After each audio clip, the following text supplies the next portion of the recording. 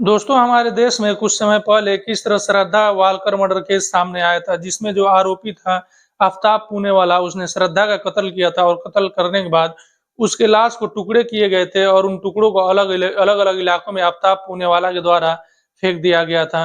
दोस्तों श्रद्धा murder case के बाद मानो जैसे हमारे देश में एक सिलसिला ही चल पड़ा और उसके बाद एक के बाद एक नई कहानी खुलकर सामने आई, जिसमें लाश को टुकड़े किए गए और उन टुकड़ों को फेंक दिया गया। एक कहानी तो ऐसी भी आई और ये कहानी निक्की यादव की कहानी थी, जिसको कत्ल किया गया और कत्ल करने के बाद फ्रिज में ले जाकर ठूस दिया गया था और वक्त का इंतजार किया जा रहा था कि समय मिलते ही इसके भी टुकड़े किए जाएंगे और उन टुकड़ों को अलग अलग फेंक दिया जाएगा। लेकिन जो कातिल था उस निक्की यादव का वो टुकड़ा करता, उसे फेंकता, लेकिन उससे पहले पुलिस पहुंच गई और उसको दबोच लिया और पूछताछ में जो कहानी थी वो निकल कर सामने आ गई।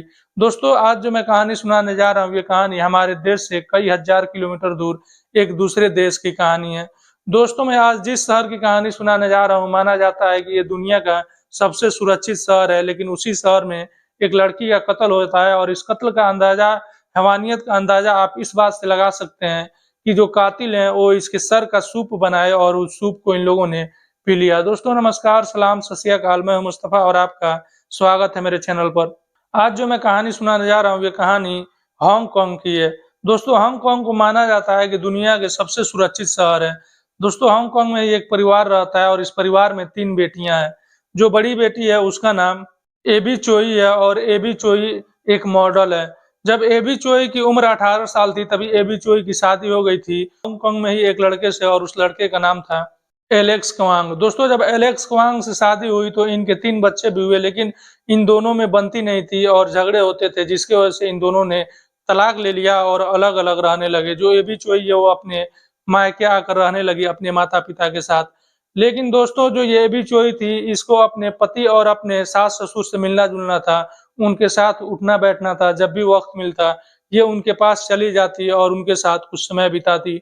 धीरे-धीरे समय बीतता है और जो एबी चोई है वो एक दूसरी शादी कर लेती है और वो दूसरे पति के साथ रहने लगती है। लेकिन अभी भी उसका पहले पति के साथ उठना-बैठना और पहले सास-ससुर के साथ मिलना-जुलना था। जब भी उसे वक़्त मिलता है वो अपने सास-ससुर के पास और अपने पहले पति के साथ समय बिताती और उनके पास चली जाती। दोस्तों ये घटना 21 फरवरी इसी साल 2023 की है। इस दिन जो एबी चोई है वो अपने घर से निकलती है और वो जाती है कहीं, लेकिन वापस घर नहीं लौटती और काफ़ी समय बीत जाता है।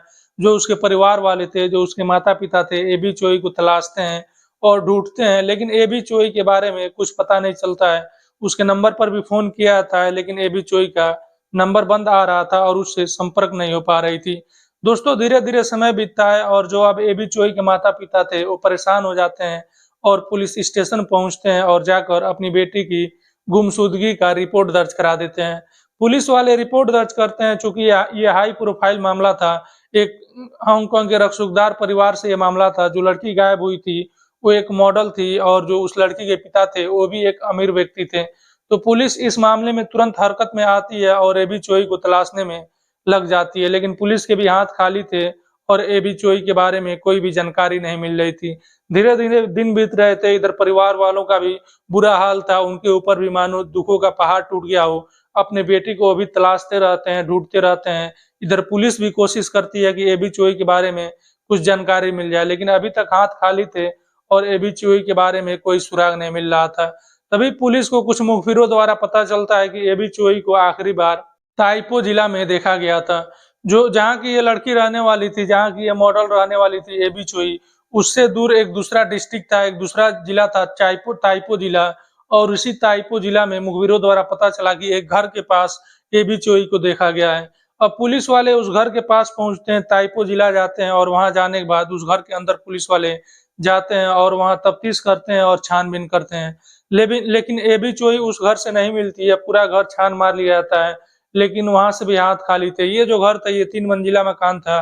पुलिस ऊपर से लेकर नीचे तक पूरा खंगालती है, लेकिन एबी चोई वहाँ से नहीं मिलती है।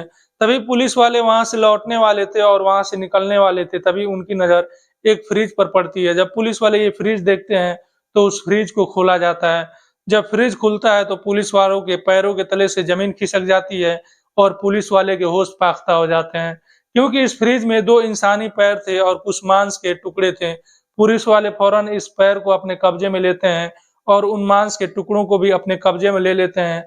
अब पुलिस को ये जाँच और पड़ताल कराना था कि क्या ये पैर मिले हैं और जो ये मांस का टुकड़ा मिला है ये एबी चोई का ही है या किसी और का है। अब पुलिस वाले इसे लैब भिजवाते हैं और डीएनए टेस्ट कराया जाता है एबी चोई के परिवार वालों से। तो ये डीएनए मैच हो जाता है और ये कन्फर्म हो जाता है कि ये एबी चोई के ही पैर हैं। अब तक पुलिस एक जिंदा लड़की की तलाश कर रही थी एबी चोई की, लेकिन अब उसका कटा हुआ पैर मिल चुका था, जिससे अब ये साबित हो गया कि हो न हो एबी चोई के साथ कुछ अनहोनी हो गया है और उसकी मौत हो गई है। अब पुलिस को कातिलों को तलाशना था और एबी चोई के और भी जो बॉडी पार्ट्स थे जो गायब थे उन्हें तलाशना था। पुलिस दोबारा उस घर में जाती है और उस घर में छानबीन करती है, अच्छी तरह से तलाशा जाता है, लेकिन उस घर से और कोई बॉडी का पार्ट्स तो नहीं मिलता है, लेकिन पुलिस को एक बर्तन नजर आता है। पुलिस उस बर्तन के पास जाती है तो ये जो बर्तन मिला था इसमें सूप बनाया जाता था और इसमें सूप रखा जाता था।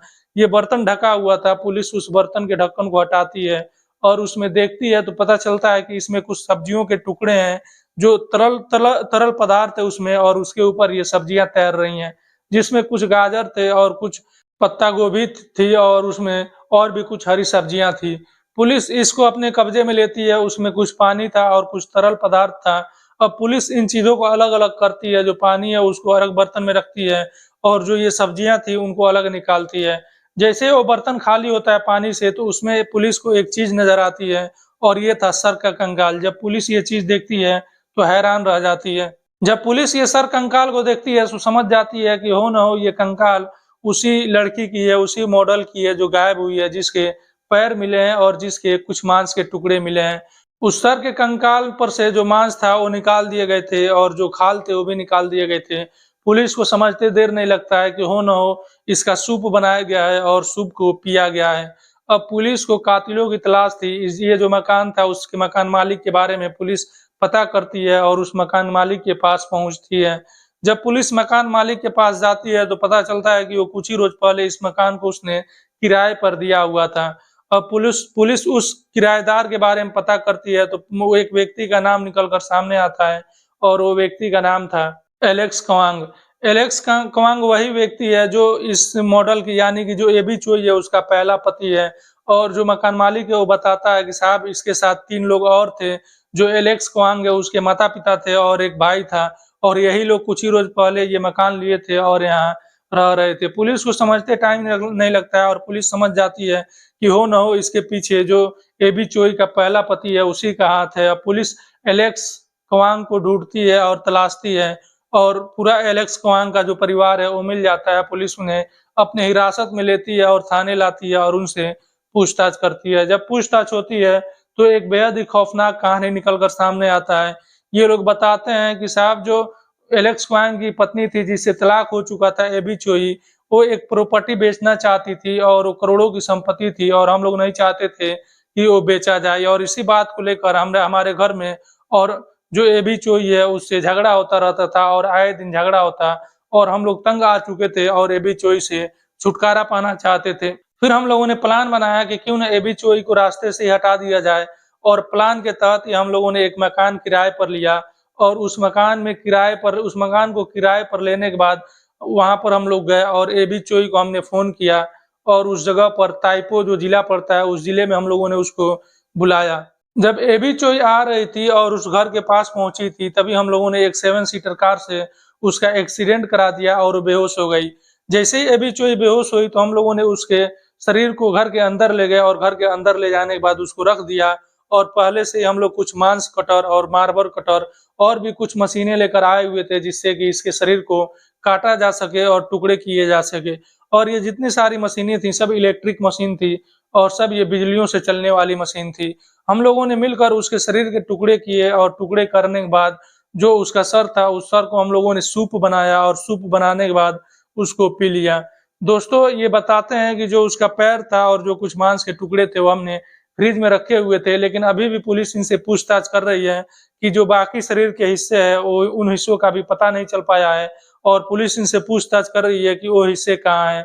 पुलिस जानना चाहती है कि कहीं ऐसा तो नहीं कि इन लोगों ने उस हिस्से को जो शरीर के बाकी पार्ट्स हैं उनको ये लोग खा गए या लोग कहीं इन लोगों ने फेंक दिया है। दोस्तों ये थी कहानी हमारे देश से कई हजार किलोमीटर दूर की, जहाँ पर सेम श्रद्धा वालकर जैसा ही काम होता है, सेम श्रद्धा वालकर जैसा ही मर्डर होता है और मर्डर करने के बाद उसके सिर को सूप बनाया जाता है और जो उसके सिर पर मांस थे, खाल थे, उनको उधेड़ दिया जाता है और उस सूप पे मिलाकर पी लिया जाता है। और वजह थी कुछ प्रॉपर्टी को लेकर। जो ये लड़की है, जो ये मॉडल है एबी चोई, वो बेचना चाहती थी, लेकिन जो उसके पहले सास-ससुर थे और जो पहला पति था, वो नहीं चाहता था कि ये उस प्रॉपर्टी को बेचे। दोस्तों, इस कहानी के बारे में आपका क्या राय है? क्या ये कहानी श्रद्धा वालकर मर्डर केस से ज़्यादा खतरनाक है या फिर श्रद्धा वालकर मर्डर केस ज़्यादा खौफनाक और दर्दनाक है?